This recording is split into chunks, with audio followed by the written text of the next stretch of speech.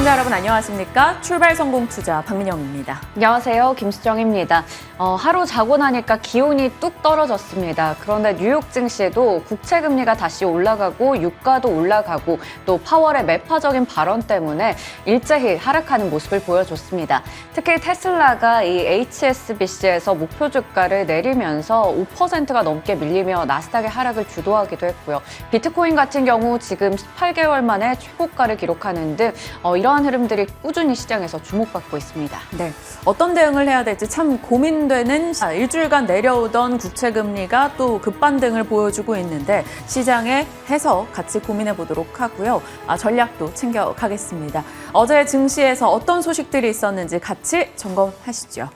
일단 중국 관련한 데이터도 먼저 점검을 하겠습니다. 중국은 저물가 상태로 경기 둔화에 대한 우려감, 침체에 대한 걱정이 굉장히 큰 상황이었죠. 그래서 중국의 물가 데이터는 꽤 중요했습니다. 중국의 10월 물가 데이터가 나왔는데요. CPI 같은 경우는 예상을 소폭 하회했습니다. 전월비에서는 좀 양호했습니다만 예상을 하회했다라는 점에서 여전히 저물가, 저성장 그리고 침체에 대한 우려를 자극했죠. 그런데 상황이 이러하다 보니까 오히려 추가 부양에 대한 얘기를 다시 한번 꺼내들고 있습니다. 그래서 추가적 금리 인하나 재정 투입 혹은 부동산 활성화 대책 필요성이 대두되고 있다라며 시장은 부양책에 대한 기대로 받아들이기도 했습니다. 이 부분은 어떻게 나올지 지켜봐야 되고요. 일단 데이터가 이러했다 정도만 참고하시죠. 자, 어제장입니다. 코스피 0.2% 올랐고요. 코스닥은 1% 하락으로 끝이 났습니다. 나름 코스피는 선전했다라고 볼 수 있고요. 코스닥은 여전히 2차 전지의 하락이 계속되고 있습니다. 2차 전지 물귀신이죠. 코스닥과 에코프로가 거의 비슷한 차트 흐름을 보여주고 있습니다. 코스닥 시총 상위 종목들에 조금 연동되는 모습이죠. 월요일 가중평균 가격을 놓고 보면 이제 LG 에너지솔루션은 47만 4천 원대, 에코프로 가격은 이 정도라고 합니다. 그렇다면 어제 종가 기준 놓고 봤을 때 당일 매수자 평균적으로 월요일 샀던 사람들은 손실 구간에 들어가 있죠. 첫날 오르고 나서 계속된 하락을 보여줬던 2차 전지 종목들입니다. 자, 어제 에코프로 머티리얼즈 일반 청약 마감일이었죠. 청약 경쟁률 70대 1로 생각보다 부진했다라는 평을 받고 있습니다. 2차 전지의 심리가 과연 밤에 테슬라의 5% 이상의 급락과 맞물려서 어떻게 진행될지 오늘 좀 지켜봐야겠습니다. 자, 이제 다음 주 월요일이면 에코프로 머티리얼즈 청약 관련한 금액의 환불일이 되겠습니다. 이 무배정 금액이죠. 3조 6천억 정도 증거금이 들어와서 어디로 흘러가게 될 것인가 그 수급 향방도 다수 중요한 변수입니다. 월요일 한번 같이 다시 한번 이야기 나눠가시죠. 그리고 2차 전지만 빠진 건 아닙니다. 바이오까지 하락에 동참했던 어제였어요. mRNA 혹은 면역항암제, 줄기세포 각 테마별로 섹터가 2% 이상씩 밀려나는 모습 있었습니다. 2차 전지와 바이오의 부진 그리고 뚜렷이 선전해주는 강한 섹터가 없었다라는 점에서 어제 시장은 참 각계전투로 재미없었던 하루였습니다. 그나마 긍정의 포인트를 잡아본다면 이제 12월은 선물옵션 동시만기일이 있습니다. 그 전까지 외국인과 기관의 선물옵션 포지션이 상당히 중요한데 전일 외국인의 상방 포지션은 시장에서 그래도 시장의 건전한 흐름을 기대할 포인트라고 이야기하고 있습니다. 지켜봐야겠죠. 자, 모멘텀이 부재하다 보니까 개별 업종과 개별 종목 스토리로 흘러가고 있는 장입니다. 그래서 나름 브리핑하기는 굉장히 어렵습니다. 큰 덩어리가 있는 것이 아니라 개별 종목 이슈가 있기 때문에 일일이 나열하기엔 조금 많고 그렇다고 그걸 빼면 딱히 브리핑할 내용이 없는 그런 장이 이어지고 있습니다. 자, 숫자가 나오는 쪽, 실적이 찍힌다던가 혹은 명분이 돼줄 만한 스토리가 있는 쪽으로 자금이 쏠리는데요. 말 그대로 수요일부터 해서 어제까지 테마 장세가 돌고 있습니다. 어제 LG 이노텍은 아이폰 15 생산이 이제 올라갈 수 있다라는 가능성이 제기되면서 일부 종목들과 같이 올라갔고요. 한세실업, 삼양식품 이들 종목도 개별 이슈 속에 상승했습니다. 자, 코웨이와 쿠쿠홈시스는 고금리 우려가 해소되면서 안정적인 실적 등이 부각됐고요. 어제 동반해서 렌탈 업체들의 주가 강세 있었습니다. 메디톡스는 품목허가 취소 행정소송에서 1심 승소를 얻어냈습니다. 엄청난 호재일 텐데 시장은 뉴스가 나왔다라는 것으로 해석을 한 것이 것인지 상승폭은 그리 크게 키워나가지 못했네요. 1% 정도 상승이었습니다. 다만 추가적으로 시세가 나아질 여지가 있다라는 평이 많으니까요. 메디톡스의 시세 꾸준히 체크하시길 바랍니다. 그 밖에는 어제 비트코인의 강세 속에 관련주들의 시세가 돋보였고요. 유가가 계속 떨어지면서 항공주들도 올랐죠. 배당에 대한 기대감 올라가며 은행주 강세였고요. 요즘 UAM 관련주들이 좀 심심치 않게 상승권역에 들어옵니다. 미국에서도 국내에서도 마찬가지인데요. 연속성은 띄지 못하지만 그래도 단발적인 시세가 잦게 올라가고 있다는 건 또 나름의 이슈가 모이고 있는 게 아닐까 싶습니다. 소식이 나온다면 계속해서 전달할게요. 자, 어제 파두라는 종목, 코스닥에서 유일하게 하한가를 기록했죠. 충격의 파도였습니다. 3분기 기준 누적 매출이 180억으로 나왔는데 올해 1,200억 정도 매출 예상을 하고 있었는데 너무나 터무니없이 적었다라는 거죠. 국내 최초로 유니콘 기술 특례 상장으로 8월에 상장을 했던 기업입니다. 어닝 쇼크였죠. 3분기 매출 보시면 3억 2,100만 원, 영업손실 148억 원 연결 기준입니다. 2분기 매출 5,900만 원, 영업손실 152억 원. 일각에서는 동네 편의점만도 못한 매출 아니냐라는 지적 등이 나왔습니다.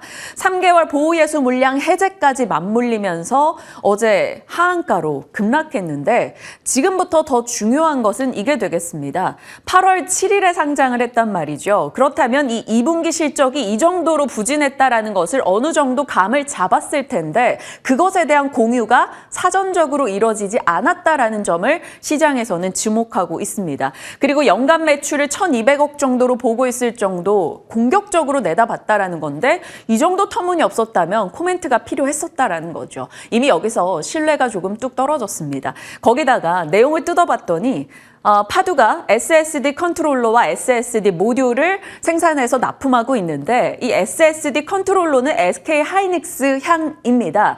그런데 지난 2분기, 3분기 보시면 이 빨간색이 SSD 컨트롤러인데 매출이 전혀 잡히지 않았죠. 제로였습니다. 한마디로 6개월 동안은 SK 하이닉스와 거래가 없었다라고 추정할 수가 있는 거죠.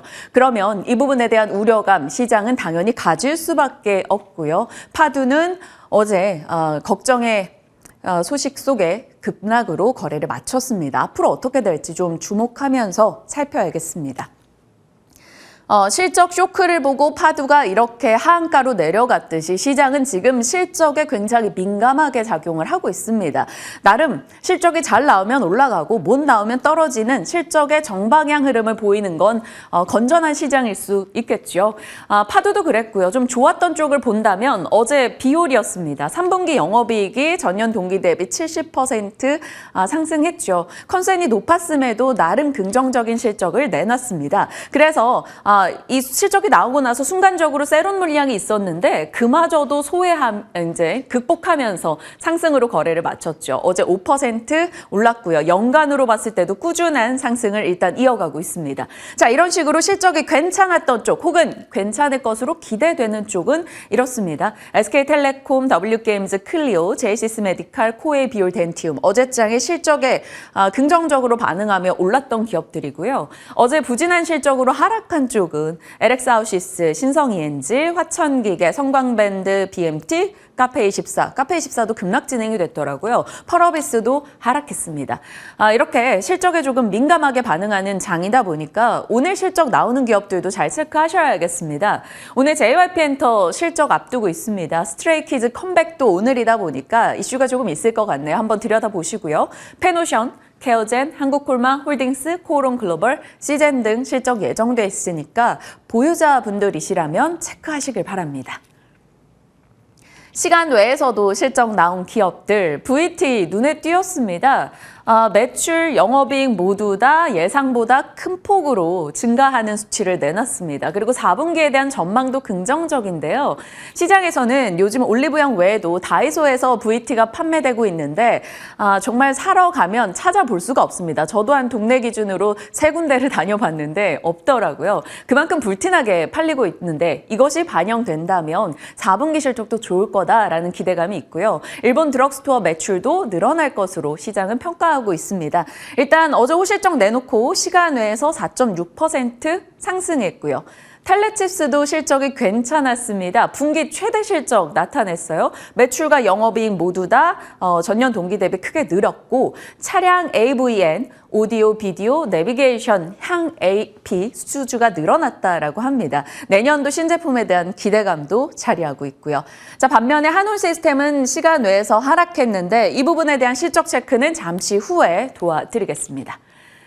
자, 뉴욕으로 가보죠. 어제장 여러 실적들을 소화하고 이제 자고 일어나서 뉴욕장을 들여다봤습니다.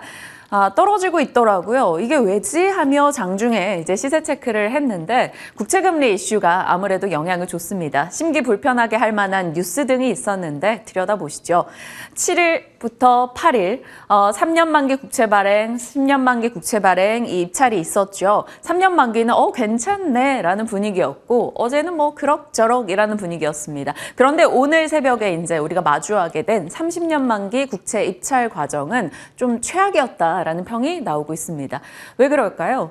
낙찰금리가 크게 올랐습니다. 전 대비해서 큰 폭으로 상승했고요. 수요가 부진했다라는 것을 뜻합니다. 응찰률도 놓고 보면 12월, 그것도 2021년도 12월 이후 가장 낮았습니다.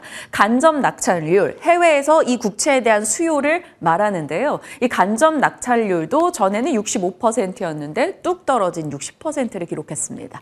이것에 대한 수요가 부진했다라는 것이고요. 결국 미국의 국채금리를 자극했죠. 상승 쪽으로요. 거기다가 보탰습니다. 제롬 파월 연준 의장이 경고장을 날렸죠. 너네 너무 방심하고 있는 거 아니야? 라는 거였습니다. 충분히 제약적 기조 달성했다고 확신을 못하겠다. 더 올려야 된다는 필요가 대두된다면 우리는 망설이지 않을 거야 라는 코멘트를 IMF 주최하는 컨퍼런스에서 내놨습니다. 이 소식들이 맞물려서 국채금리가 뛰었어요. 2년물입니다. 이거 3년물이 아니고요. 2년물, 10년물, 30년물 모두 다 2% 이상 크게 뛰면서 최근에 국채금리 하락에 힘입어서 올라갔던 뉴욕장이 오늘은 상승분을 반납하는 모습이 나타났습니다. 그만큼 국채금리에 민감한 장이라는 거죠. 3대 지수 모두 다 내렸습니다. 이 부분 어떤 시점인지 대략 예측이 되시죠? 파월 의장의 이야기와 국채 입찰 관련한 내용 등이 맞물리면서 국채금리가 뛰자 3대 지수 모두 다 하락이었습니다. 발표되는 데이터도 몇 개 있었는데요. 미국의 신규 실업수당 청구는 예상을 하회했습니다. 21만 7천. 요것은 그냥 통상적인 해석은 고용이 여전히 강하다 이렇게 받아들여지는데 지금 뭐 시장에서 이쪽에 대한 민감도는 낮은 편입니다. 유가는 최근에 계속 떨어지다가 저가 매수세가 들어오면서 오늘은 소폭 올랐습니다. 1% 미만의 상승이라 크게 영향도는 높지 않았고요. 도드라지는 건 비트코인이죠. 계속 올라갑니다.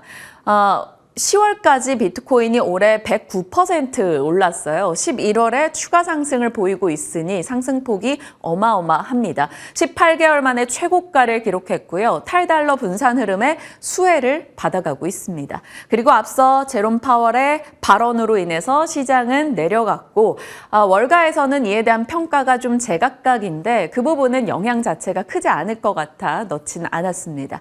자, 종목으로 볼까요? 엔비디아가 그래도 잘 버텨줬습니다. 엔비디아는 새로운 중국용 AI 칩 세 종류를 곧 공개할 거다라는 이야기가 있었습니다. 로이터의 보도였고요. 로이터는 중국의 언론의 내용을 인용해서 보도했는데요. 이 엔비디아와 함께 마이크론이 장 초반에 52주 신고가를 기록한 점, 그래도 반도체가 나름 견뎠다라고 볼 수 있겠습니다. 자, 테슬라는 5% 이상 크게 빠졌습니다. 앞서 수정 앵커 말씀 주셨다시피 HSBC에서 테슬라에 대해서 매도 의견을 냈고 목표가를 낮춰 잡았습니다. 계속해서 중국 경쟁이 심화되고 있고 이것저것에 투자하는 것이 막대한 비용을 초래한다라는 점을 지적했죠. 어제 시간 외에서 실적 내놨었던 그리고 시간에 급등했었던 버진갤럭틱이 오늘 장중에도 19% 상승으로 끝이 났습니다. 호실적을 내놨는데 상업용 우주 비행에서 돈을 벌었다라는 거고요. 4분기 매출에 대한 기대도 드러냈습니다. 그러면서 주가 급등 마감했는데 일단 시간 외에서는 소폭 밀리더라고요. 장의 분위기를 반영한 것인지 좀 더 추이는 지켜볼 필요 있겠습니다.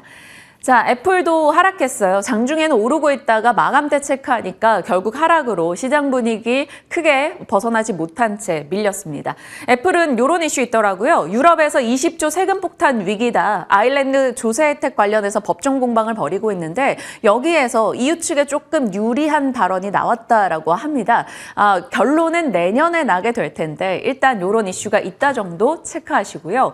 테마로 놓고 봤을 때 올라간 쪽 UAM, 블록체인, 우주위성 등이 보이더라고요. UAM 같은 경우는 요즘 앞서 말씀드린 대로 조비 에비에이션 같은 종목들이 돌아가면서 올라갑니다. 오늘은 조비 쪽은 하락이었는데 다른 종목들이 시세를 냈고요. 블록체인은 비트코인 관련 강세 속에 채굴 관련 인프라 종목들이 지속해서 올라가고 있습니다. 우주위성은 앞서 말씀드렸던 버진 갤럭틱 상승에 힘입어서 강세를 나타내네요. 자, 계속해서 힌트를 얻어본다면 다 같이 반도체는 나아질 거야 라고 외칩니다. 어찌 보면 이 내용이 지겨우실 수 있겠지만 들려오는 목소리를 취합해서 전달하는 게 또 저희 일이다 보니까 소식들을 계속 업데이트하게 되네요. 대만의 기가바이트 3대 메인보드 메이저 업체입니다. 여기서 실적이 나왔는데 10월 매출액이 104% 증가했고 그래픽카드와 AI 서버 실적이 성장했다라고 합니다. 그 외에 팹리스 업체도 앞으로 2, 3년간 메모리 업황이 낙관적이다라고 얘기했고요. 실적을 내놓는 업체들마다 비교적 긍정의 시각을 내놓고 있습니다. 그래서 내년에 회복될 거야 라는 기대감을 더욱더 자극하고 있죠. 거기에 엔비디아 소식 앞서 전해드린 내용이죠. 엔비디아가 새로운 중국용 AI 칩 세 종류를 발표할 예정이다. 중국에 대한 우려감이 상당히 컸었는데 또 틈새 시장을 잘 노려서 들어가게 될 것인지 나름의 기대는 갖고 있습니다. 그래서 주가가 오늘은 상방 쪽에서 버텨줬고요. 엔비디아는 구체적 논평을 현재까지로는 거부한 상태입니다. 자, 이런 식으로 반도체 쪽 좋은 소식들이 들려오고 AI 관련한 뉴스가 이 반도체 지렛대가 되고 있습니다. 얼마 전이었죠. 시티그룹이 AI 도입 가속화가 결국 D램의 수요를 폭발시킬 거다라고 얘기했습니다. 왜냐하면 AI 서버는 일반 서버 대비해서 4배 많은 D램이 필요하다라는 것을 근거로 들었고요. 최근에 인텔 CEO는 반도체 성능이 10년 뒤에는 100배 정도 끌어올려질 수 있다. AI 덕분에라고 얘기하고 있습니다.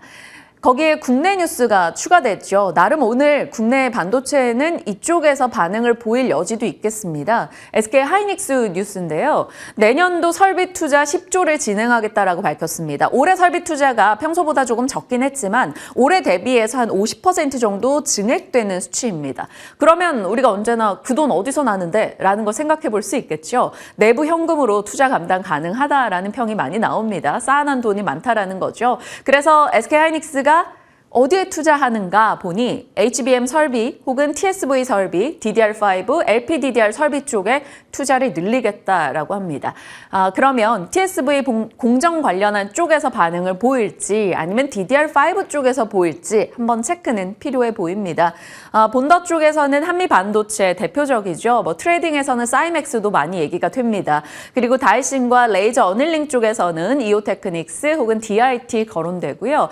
리플로우 쪽도 워낙 시장에서 대표 HBM 종목인데요. STI나 프로텍 레이저셀, PSK 홀딩스 한 번씩 반응을 보였던 만큼 어느 쪽 종목으로 대응하실지에 대해서는 고민해 보시길 바랍니다. 오늘 이 부분도 시간 되면 저희 전략 챙겨보죠. 어제도 전해드린 내용입니다. 반도체 마지막 키였던 수요 회복의 내용들이 잡히고 있다라고요.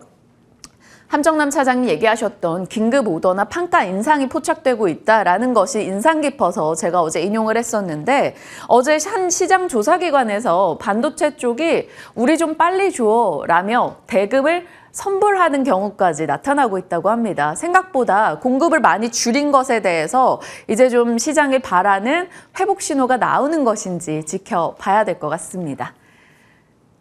자, 그리고 우주항공 얘기 간략하게만 짚고 가죠. 당장 반응을 보일 수 있다라는 것은 아니고 시장에서 나름 긍정의 시각들이 나오고 있습니다. 버진 갤럭틱이 정말 많은 이들을 고생시켰던 이 종목이 실적이 나아졌고 4분기 매출을 예상했던 것보다 2배 높게 제시했습니다. 그러면서 주가가 이 정도 올라간 건데 일전에도 말씀드렸죠. KB 하이난 연구원 저희 방송 출연하셨을 때도 얘기하셨습니다. 미국의 국방부 산하 연구기관 다르파에서 예산을 보면 결국에는 올해 후공정 패키지에 집중했다면 내년에는 우주항공 쪽이다. 그래서 내년엔 우주항공 될 수 있다라는 건데 과연 국내에서 반응을 보일 기업이 어디인가에 대해서는 좀 고민이 필요해 보입니다. KB 측에서는 그때 당시 인텔리안테크 등에 대해서 언급하기도 했었는데 좀 장기적 관점으로 괜찮은 종목이 있을지 한번 고민해 볼 시점인 것 같습니다. 그리고 비트코인 얘기 오늘 좀 해봐야 될 것 같아요. 비트코인이 앞서 말씀드린 대로 강하게 올라갔습니다. 왜 올라가는가 그 내용들을 한번 체크해보면요. 비트코인 같은 경우는 블록 개수가 21만 개 정도 모이면 채굴에 대한 보상이 절반으로 떨어지게 되는 일명 반감기라는 게 있습니다. 이것이 한 4년에 한 번씩 반감기가 도래하게 되는데 공급량이 줄어들고 그러다 보니 이 시기에는 가격이 뛰는 현상을 반복적으로 보여왔다라는 거죠. 내년 이제 반감기를 앞두고 있기 때문에 시장에서는 가격이 올라가는 게 아니냐라고 얘기하고 있습니다. 그리고 또 하나요. 금과 비트코인의 채굴량을 보시면 과거 대비해서 비트코인의 채굴량은 계속해서 줄어들고 있습니다. 그래서 내년에 있을 4차 반감기에는 채굴 비율이 0.8로 뚝 떨어지게 되죠. 그런데 이것은 금 채굴입니다. 비트코인 채굴이 아니라요. 비트코인 연간 채굴량을 놓고 보시면 채굴 비율이 내년에도 1.7입니다. 한마디로 여기서 비트코인이 금보다 희소성을 지니게 된다라는 얘기가 흘러나오면서 비트코인의 가격 상승을 지지해주고 있죠. 그리고 무엇보다 시장에서 가장 많이 알려진 이슈는 이겁니다. 비트코인 현물 ETF 내년 1월 늦어도 3월 중에 승인될 거야 라는 시장의 기대가 굉장히 높습니다. SEC에서 비트코인 현물 ETF를 승인하게 된다면 말 그대로 수요가 터져 나올 것이다 라는 기대감이 비트코인의 가격을 지지해주고 있죠. 왜냐하면 과거에 금 ETF가 상장되고 나서 7년여 동안 가격이 240% 정도 올랐던 바가 있기 때문에 이번에도 그에 대한 기대감을 갖고 있는 겁니다. 어찌됐건 올해 정말 승승장구하고 있는 비트코인의 흐름인데 추가적인 흐름이 어떻게 예측해봐야 될지 그리고 관련해서 국내로 본다면 우리기술투자와 같은 하나투자증권 이런 관련주들에 대한 대응을 해볼 만한 것인지 같이 고민해 보도록 하겠습니다. 산업 뉴스입니다. 이 소식 조금 무섭더라고요. 마이코플라스마 폐렴 한국에서 사망 사례가 등장했습니다. 조금 걱정되는 소식이 전달되고 안타깝기도 했고요. 관련해서 종목들이 시간외에서 강한 반응을 보였죠. 빈대에 대한 얘기도 계속 나오는데요. 빈대 잡는 대체 살충제 이르면 오늘 긴급 승인이 떨어진다라고 합니다. 며칠 전에 보여드렸던 빈대 관련주 정도 체크하시고요. 러시아에서 미사일을 쏴서 이 오대상 화물선을 강타하면서 사망자와 부상자가 발생했다고 합니다. 러시아 갈등 뉴스가 최근에 주목받지 못하고 있는데 그래도 식량, 비료, 에너지 쪽 영향권에 있는 뉴스 정도가 있다. 이 정도 참고하시길 바랍니다. 자, 시장 이야기들 점검했고요. 좀 더 자세히 내용 들어갑니다. 오늘도 실적 소식 참고해서 전달해 주신다고요? 네, 실적을 줄줄이 발표한 기업이 있는데 잘 나온 쪽도 있고 좀 어닝 쇼크였던 쪽도 있습니다. 그런데 전체적으로 봤을 때 최근에 이 섹터가 굉장히 부진했어요. 네. 그 이유가 무엇인지 전략까지 챙겨보도록 하겠습니다. 오늘 자동차 부품 관련해서 얘기하려고 하는데요. 상반기에 자동차 관련주들이 잘 가다 보니까 부품주들도 함께 힘을 받아서 굉장히 웃을 수 있는 그런 상반기를 보냈습니다. 주가가 많이 오르기도 했었고요. 그리고 그때 정말 여러 매체에서 나왔던 기사들의 헤드라인을 좀 가지고 왔는데요. 4월에 현대 기아차 덕분에 미소 짓는 자동차 부품주, 5월에는 이제 외국인들이 부품주까지 같이 쓸어 담고 있다라는 기사가 있었고요. 6월에는 앞으로 자동차 부품주를 주목하세요라는 증권가의 의견들이 나왔습니다. 7월에는 날개단 자동차 판매 덕분에 부품주도 같이 달린다라고 했었고요. 지금 보시면 9월에는 올해 4분기에 신차 기대감 때문에 자동차 부품주가 달린다. 또 노사 리스크가 줄고 전기차의 수요가 늘어나면서 자동차 부품주가 시동을 건다. 이러한 이야기들이 나왔습니다. 그런데 자동차 부품주가 하반기 들어서는 그 상승세가 확실하게 꺾였더라고요. 상반기에는 앞서 얘기 드렸듯이 대형주 먼저 현대차, 기아가 30%에서 40% 가까이 상승세를 나타냈습니다. 그러다 보니까 현대모비스, 현대위아, HL만도, 한온시스템 등 이러한 종목들이 함께 잘 갔어요. 하지만 하반기 들어서는 지금 보시는 것처럼 현대차, 기아가 10% 이상 좀 밀렸고 현대위아가 20% 넘게 그리고 HL만도도 36%가량 밀리면서 최근에도 신저가를 기록하기도 했습니다. 한온시스템은 잠시 후에 차트를 보겠지만 굉장히 최근에 낙폭이 깊은 상황이고요. 이러한 모습들은 중소형주에서도 마찬가지로 확인할 수가 있습니다. 상반기에는 이렇게 좋았는데 화신 같은 경우 100%가 넘게, 성우 하이텍도 마찬가지로 높은 상승률을 보여줬는데 하반기 들어서는 모두 다 지지부진한 모습을 나타내고 있습니다. 한 번 더 정리를 해보자면 여기 첫 번째 그래프에 있는 현대차와 기아의 주가가 쭉 밀리다 보니까 나머지 자동차 부품주들도 같이 내려가고 있고 마지막에 거의 민트색으로 보이는 쪽이 한온시스템의 차트가 되겠습니다.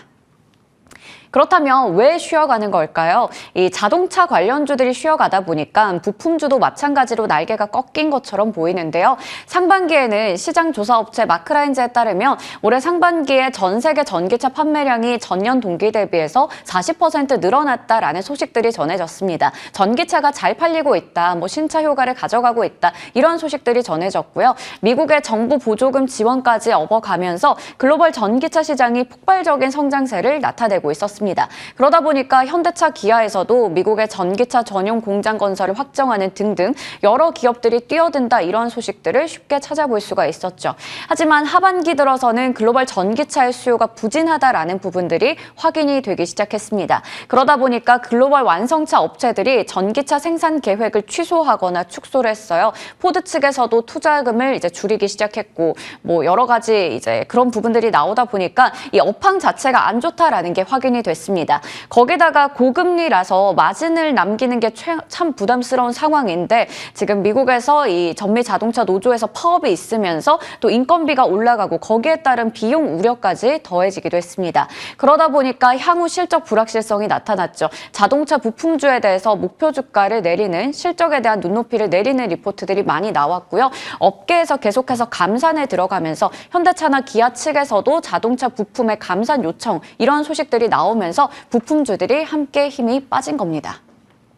증권가에서는 고금리 그리고 전기차 수요 둔화 등을 고려했을 때는 당분간 이쪽은 계속해서 조정 장세가 지속될 것이다라는 얘기를 내놓고 있습니다. 이 상반기에 제시했던 앞으로 기대해보자, 올해 4분기에도 달릴 것이다, 이러한 의견과는 굉장히 상반된 모습들이 최근에 확인이 되고 있는 거죠. 그런데 실적을 좀 체크해 봤는데요. 이 세 기업은 실적이 잘 나왔습니다. 먼저 3분기에 현대차와 기아의 판매량을 보시면 사실 그리 좋지는 않았어요. 전년 동기 대비해서 고작 2에서 3%가량 올라간 것에 불과했습니다. 하지만 이러한 상황에서도 불구하고 굉장히 선방하는 모습을 보여준 게 이 세 기업이 될 텐데요. 현대모비스와 만도 같은 경우 매출과 영업이익, 이런 수익성 지표가 개선이 됐습니다. 현대차와 기아 쪽에서 친환경차의 판매가 크게 늘었기 때문에 이 주요 거래처를 대상으로 해서 전동화라던가 고부가 가치, 그러니까 돈이 더 되는 핵심 부품의 공급을 늘렸기 때문이고요. 글로벌 고객사를 거래 대상에서 확대를 하면서 외형의 확대라던가 내실을 다져가면서 이쪽에서 실적이 잘 나왔습니다. 현대모비스 영업이익이 전년 동기 대비해서 20% 늘어났고요. 특히 글로벌 고객사를 대상으로 해서 핵심 부품을 지금 3분기까지만 봤을 때 거의 85억 달러 이상을 수주했거든요. 연초에 제시했었던 목표를 60% 초과 달성하는 모습을 보여줬습니다. HL만도 같은 경우에도 현대차와 기아의 매출 비중은 좀 줄이고 북미 쪽에서 이러한 부분들을 늘려가면서 대응을 잘 하고 있습니다. 현대위아 같은 경우에도 이번에 순이익이 흑자로 돌아섰고 SUV나 고급차의 판매 비중이 늘어나면서 실적이 잘 나왔고요. 4분기에도 이러한 호실적 기조를 이어갈 것이다라는 게 증권가의 의견이었습니다. 반면에 어제 장 마감하고 실적이 나온 한온시스템 같은 경우에는 어닝 쇼크를 기록했습니다. 영업이익이 보시는 것처럼 203억을 기록했어요. 전년 동기 대비해서 70% 가까이 부진한 모습을 나타냈고요. 그리고 시장의 컨센서스가 600억 원이었는데 한참 못 미치는 수준으로 발표가 됐습니다. 순이익도 적자 전환했는데 일회성 운송비라던가 이자 비용 같은 부분들이 늘어나면서 실적이 좋지 않았고요. 이런 어닝 쇼크를 내다 보니까 이 분기 배당 같은 경우에도 줄어들었습니다. 줄어들었습니다. 그리고 시간 외에서는 주가가 2%가 넘게 밀렸는데 앞서 제가 한온시스템 차트가 정말 많이 낙폭이 깊다라는 얘기 드렸어요. 10월부터 11월 최근까지 차트를 보면 정말 골이 깊다라는 게 확인이 됩니다. 유난히 이쪽이 상당히 부진했었는데요. 오늘 또 정교장에서의 흐름도 체크해 봐야 될 것 같습니다. 상반기에는 정말 잘 달렸죠. 쌩쌩 달렸었는데 하반기 들어서는 여러 가지 업황의 부진이라던가 실적에 대한 우려 등등 때문에 찬바람이 쌩하고 불고 있습니다. 자동차 부품주는 아무래도 보유자의 관점에서 좀 대응을 어떻게 세우면 좋을지 그러한 부분들 질문 드려보겠습니다. 몇 가지 차트 돌려보고 있으면 어떡하나 하는 종목들도 꽤 있었잖아요. 네. 자동차 부품사들에 대해서도 전략 챙겨가겠습니다. 지금부터 함께 하시죠.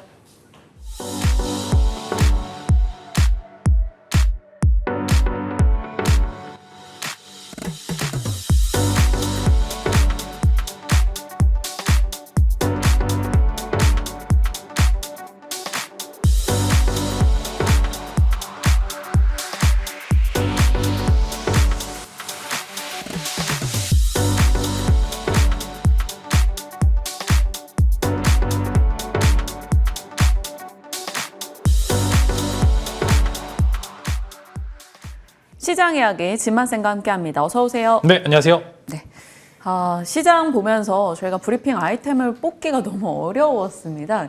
주도 섹터가 너무나 부재하다 보니까 그리고 단발적인 시세 개별주 이슈 이렇게 많아서 사실 한 종목 가지고 저희가 이렇게 막 20여 분 브리핑하고 이러기가 어렵잖아요. 그래서 시장 분위기가 좀 반영되고 있는 게 아닌가라는 생각이에요. 개별 테마 장세 같은 느낌인데요. 네, 사실 이제 오를 때도 이유가 있어야 되는데 사실 섹터가 다 같이 올라가는 경우가 되게 많았었는데 최근 같은 경우에는 종목별로도 좀 차등이 나오고 있는 것 같고 섹터 내에서도 조금 이제 종목별 강세가 나오고 있는 것 같습니다. 사실 이제 이번 주도 아직 이제 주봉으로 봤었을 때 여전히 좀 괜찮은 모습이긴 합니다만 지금 한 번 정도의 강한 상승 이후 지금 거의 3일 정도 조정을 받다 보니까 이제 피로감이 너무나 누적이 되고 있습니다. 그래서 이게 수급 고임이 정말로 이렇게 심각하구나라는 그런 이제 이야기를 먼저 드리려고 하고요. 시장 자체가 너무나 재미가 없습니다. 너무나 조그만 섹터가 오르게 되면서 이제 시장을 완전히 주도할 수 없는 섹터들이 오르다 보니까 시장에 돈도 들어오지 않고 그렇다고 해서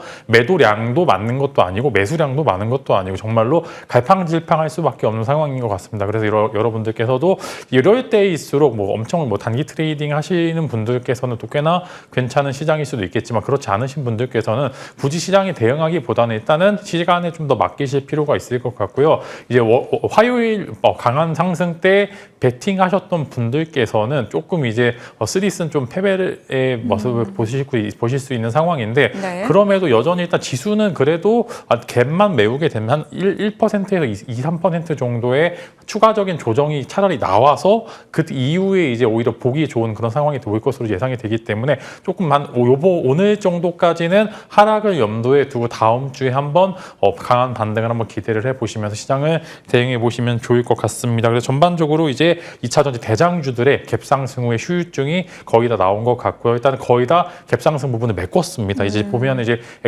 포스코 그룹주들은 거의 다 메꿨고요. 그 다음에 이제 에코프로 그룹주도 한 2-3% 정도의 추가 하락을 보여주게 되면 어느 정도 갭 하락에 대한 부담감은 메꾸기 때문에 다음 주를 기준으로 해서 한번 강한 반등을 노려보시면 좋을 것 같고 17일에 다음 주 금요일날 에코프로 머터리얼즈의 상장이 예정이 되어 있습니다. 근데 저는 그때는 정말 조심해야 될 것 같은 게 일단 에코프로 그룹주들이 당연히 이제 자회사가 상장을 하기 때문에 지분가치 희석으로 인해서 그룹주들이 같이 빠지게 되면서 다시 한번 이제 추가적인 하락이 낙폭이 나올 것으로 예상이 되니까 다음 주에 한 월, 화, 수, 목까지는 2차 전지 쪽에서 강한 반등이 나올 수 있을 것 같고 이제 금요일 정도부터는 조심해야 될 필요가 있을 것 같고요. 반도체는 그냥 물려도 현재는 그냥 놔두시는 게 좋을 것 같다라는 그런 시장 대응해 보시는 게 좋을 거고 생각보다 실적 시즌이 또 끝나서 이제 실적이 안 좋은 종목들은 또 컨택이 또 가능합니다. 이제 아까 수랭커님이 다뤄주신 것처럼 생각보다 좋지 않았던 전기차 부품주들에 대해서도 실적 발표가 어차피 끝났으니까 이제 다시 전략을 짜야 되는 전략을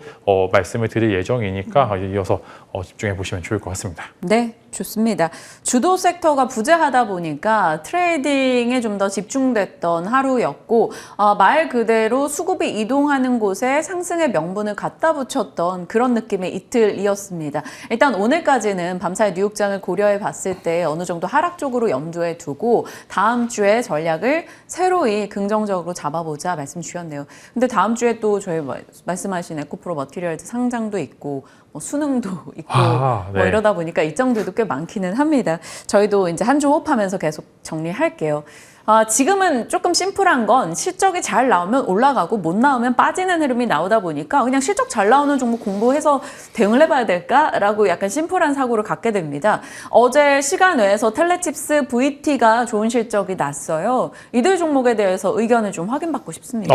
텔레칩스는 잘 나왔는데 저는 여기 좀 차등을 좀 줘야 될 것 같은 게 원래 안 나올 것으로 예상이 됐다가 잘 나와야지만 주가가 또 오릅니다. 이제 유구한 한국 시장에도 전통적이죠. 누구나 다 아는 호실적은 재료 소멸로 해서 갭상승했다가 빠지는 모습들을 보여주고 있기 때문에 텔레칩스처럼 의외로 잘 나온 기업들은 오늘 또 의외의 소급을 또 받을 수 있을 것으로 생각이 되고 VT 같은 경우에는 이미 클래시스나 여러 가지 이제 화장품 업종, 비올이나 여러 가지 업종들이 높은 영업이익률을 보여주면서 야 이거 봐 그럼 뒤에서 따라서 오겠네라고 하는 그런 기대감이 반영이 되어 있기 때문에 조금 다른 결로 보셔야 될 것 같고요. 그렇게 되면은 텔레칩스는 일단 오늘 시초에 갭이 뜬다 하더라도 조금 더 지켜보셔도 되는 거고요. VT는 갭 상승 후에 음봉 전환을 조금 이제 조심해야 될 필요가 있다라는 말씀을 드리면서 와 실적 좋다고 이제 매수를 해 보시는 것보다는 실적 시즌이 끝나가는 상황이기 때문에 오히려 이제 다음 분기 때 실적이 기대되는 종목들 혹은 이제 적자에서 흑자로 전환되는 기업들 실제로 어제 제가 예상치 못했던 게임주들도 어제 더 추가적인 시세가 나왔던 것처럼 시장은 적자에서 흑자로 전환할 때 혹은 이제 생각보다 높은 실적을 보여줬었을 때 시장이 조금 더 시장 대비 우수한 수익률을 보여주는 거지 너도 나도 다 아는 호실적은 호실적이 그런 이제 주가에 반영되기 어려운 부분들이 있기 때문에 여러분들이 참고하셔서 이제 오늘 섣불리 좋다고 해서 들어가시기보다는 오늘은 이제 갭상승 후에 나오는 매물을 한번 지켜보자 이렇게 말씀을 드리도록 하겠습니다. 좋을 것으로 예상했었기 때문에 VT의 호실적에 대해서는 그렇게 너무나 큰 기대를 갖고 대응하지 말자라는 거고 텔레칩스는 긍정적이다라고 판단 주셨네요. 자, 자동차 부품 쪽으로 가볼게요. 작년 4분기부터 연초에는 자동차 부품사들 실적 잘 나오는 편이었거든요. 근데 어제 시간에서 한원시스템 실적 보고 나니까 덜컥 겁이 납니다. 이쪽 분야에 대해서는 의견 어떻게 주세요? 네, 일단 현대차가 실적이 엄청 좋았는데 제가 당시 말씀드렸던 코멘트가 현대차와 기아는 실적이 좋은데 부품사들이 너무나 종속이 많이 되어 있어서 그들의 영업이익을 현대차가 좀 가져간 게 아닐까 싶을 정도로 너무나 좀 잘 나왔습니다. 물론 이제 현대차와 기아의 해외에서의 조금 이제 모멘텀 자체는 굉장히 좋은 부분들도 많은데 영업이익률이 올랐다는 거는 누군가 영업이익률이 줄을 수도 있다는 점을 좀 말씀을 드리면서 그때 부품사들 조심해야 될 필요가 있다라고 말씀을 드렸는데 아니나 다를까 호실적보다는 조금 더 기대보다 못 미치는 실적이 내어놨습니다. 근데 어찌 됐든 이제 뭐 전반적으로 내년이 다 오늘도 보시면 테슬라가 거의 5% 넘게 빠졌었는데 내년도에 전기차 관련주들의 흐름은 여전히 좀 약점이 많이 보이는 상황인 것은 사실입니다만 그럼에도 현대차와 기아는 그래도 내연기관에 대한 모멘텀 여전히 존재를 하고요. 전기차가 안 팔린다 하더라도 그만큼 내연기관 차들이 판매가 잘 되고 있는 상황이기 때문에 오히려 내년도 실적이 오히려 지금 안 좋다라고 하면은 이제 조금 더 이제 상고하저 같은 그런 느낌까지 같이 보여줄 수 있는 상황이기 때문에 전략을 다시 짜실 필요가 좀 있는 것 같고요. 기왕 보시면은 독특한 모멘텀이 있는 그런 이제 부품사들께서는 여전히 바이콜을 외쳐도 되는 것 같고 HL 만도나 이제 한원시스템 같은 경우에는 지금 뭐 많이 빠지고 있는 건 사실입니다만 그럼에도 조금 더 매수를 해봐도 될 만하다라는 그런 말씀을 드리면서 실적이 안 좋은 건 사실입니다만 어느 정도 이제 반영이 되어 있는 부분들도 존재를 합니다. 그래서 오늘 정도부터 해서 다음 주 정도까지 새로 신규 분들께서는 이제 모아가셔도 된다라고 말씀을 드리겠고요. 너무나 위에서 몰려 계신 분들도 많으실 겁니다. 이제 그런 분들께서는 이번 주보다는 다음 주에 바닥을 잡고 난 이후에 이제 뭐 기술적인 이제 뭐 물을 타른다던가 그런 액션들을 취했었을 때 그래도 다음 분기 실적까지는 그래도 현대차와 기아가 생각보다 괜찮을 것으로 전망이 되고 있기 때문에 다음 주 정도까지 해서 한번 정도 바닥을 잡았을 때 그때 추가 매수를 좀 권유를 드리도록 하겠습니다. 네. 좋습니다. 전략 참고하겠고요. 이제 진만스픽 보겠습니다. 앞서 살짝 운을 띄워주셨던 이슈네요. 에코프로 머티리얼즈 상장 대기 2차 전지 어떤 전략을 취해야 될 것인가.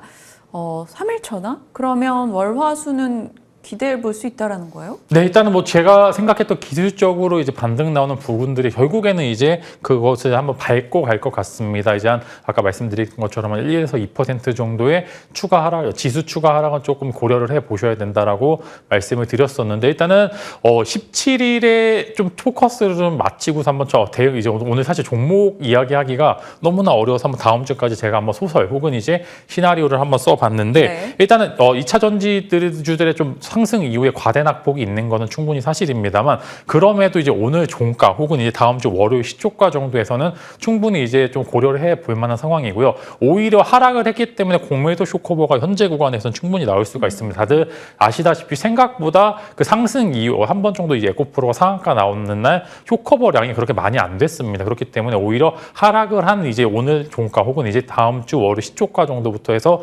쇼커버가 나올 것으로 좀 전망이 되고요. 그래서 월요일, 화요일, 수요일 3일 정도 기술적 반등이 아마 기대가 되는 상황이기 때문에 한 번 정도 생각을 해보시면 좋을 것 같고요. 다만 조심해야 될 거는 금요일, 저는 이제 목요일 날 종가 정도부터는 뭐 2차 전지 인버스도 한번 베팅을 해보셔도 좋을 것 같은 게 당연한 이야기지만 에코프로 머터리얼즈의 흥행 실패가 사실 이제 뭐 냉정하게 보면 정말로 흥행 실패입니다. 네. 밸류도 3조 이상 밸류 평가 받기에는 너무나 부족한 매출이나 영업이익을 보여주는 상황이기 때문에 상장 시에 에코프로의 하락 혹은 에코프로 BM의 하락을 피할 수가 없을 것으로 좀 전망이 됩니다. 그래서 이런 부분들 이제 시장에 대응할 때 2차 전지가 빠질 때 다른 쪽으로 낙수 효과가 일어나기에는 끌어내리면서 같은 이제 뭐 반도체라든지 기타 여러 가지 섹터도 같이 끌어내리는 모습들을 많이 보여주고 있기 때문에 이제 월화수 3일 정도는 기술적으로 강한 2차 전지 받는 구간이라고 생각이 되고요. 이제 목요일 금요일부터 해서는 조금씩 조심해야 될 필요가 있다라고 말씀을 드리면서 예를 들어 마이너스 10%나 혹은 이제 15% 구간에 있으신 분들께서는 오늘 종가 정도의 2차 전지 한번 베팅해 보시거나 혹은 다음 주 시초가에 베팅을 해 보셔서 월화수 3일 정도의 기술적 강한 반등을 고려를 해보시고 한번 수익으로 볼 수 있을 만한 그런 기술적 반등 구간이다 전략을 한번 제시를 드리도록 하겠습니다. 대단하네요. 이렇게 주간 전략을 짜서 본인의 뷰로 얘기해 줄 수 있다라는 게 어느 정도 리스크를 지고 본인이 소신껏 말을 하는 거잖아요. 이런 게 옆에서 또 이제 사실관계 전달하는 입장에서는 이런 뷰를 낸다라는 리스크가 너무나 무거워 보이면서도 또 대단해 보입니다. 참고하시길 바라겠고요. 반도체 쪽 코멘트 듣고 싶어요. 엔비디아 잘 버텼고 SK 하이닉스 10조 투자 이야기가 조금 이슈가 되는 것 같습니다.